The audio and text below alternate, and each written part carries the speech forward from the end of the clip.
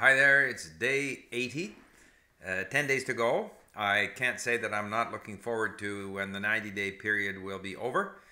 I'm going to continue with my Korean, but I won't feel any pressure to do anything. I won't be uploading videos every day. Today was a bad day from a technical point of view. I went to my Korean dry cleaner, picked up a sweater, we had a conversation in Korean, and for some reason the video was all messed up and so I couldn't use it. Then I went to the office and had a conversation with Alex and Mark.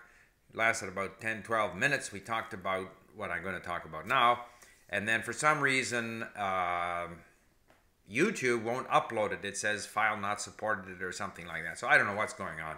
You're stuck with me. What we talked about and what I'm going to talk about is the issue of small talk, which I've talked about before.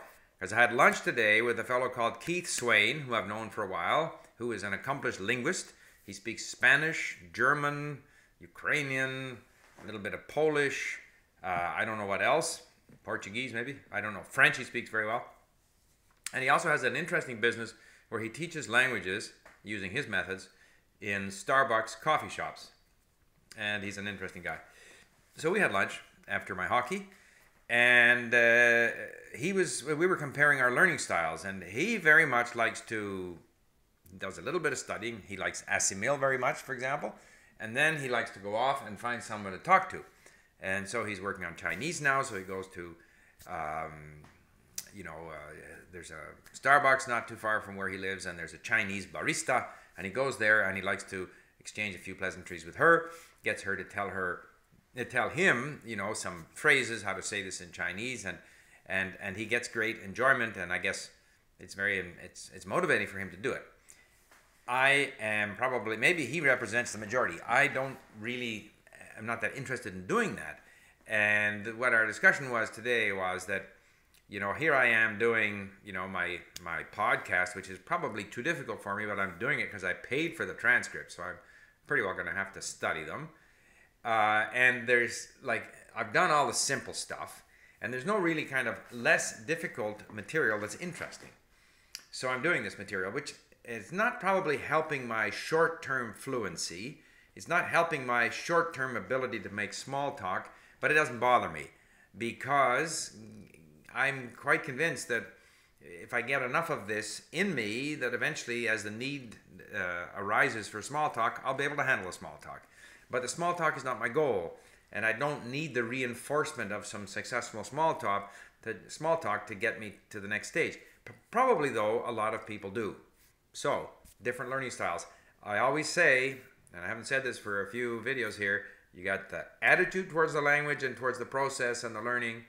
You want to do it, you like it, you feel confident. You got the time that you have to spend, and here during the 90-day challenge I've been spending more time than I normally do. And you have to develop that ability to notice the language, notice relationships, notice phrases. And developing that ability to notice can come from a lot of input. It can come from going over grammar time and time again. It can come from being corrected. There's so many different things that can help you notice, but you also have to want to notice.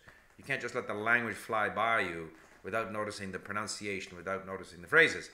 So as long as I'm doing that, it doesn't really matter to me whether I'm engaged in small talk or not. I can do without small talk. But maybe for a lot of people, as soon as you've learned a few phrases, you want to go out and use them, which is fine. I think it's absolutely important that we do whatever kind of motivates us. But I just thought it was interesting that an accomplished linguist like Keith has a somewhat different approach, and he thinks it would be very boring to read about history and politics and things like that, which interest me. So, the main thing is to go after things that interest you. I got 10 days to go. I'm going to try to organize some kind of, I call it an exit conversation at the end of the 90 days. Although, I'm not interested in demonstrating what I was able to learn in 90 days. That's not the goal of this thing.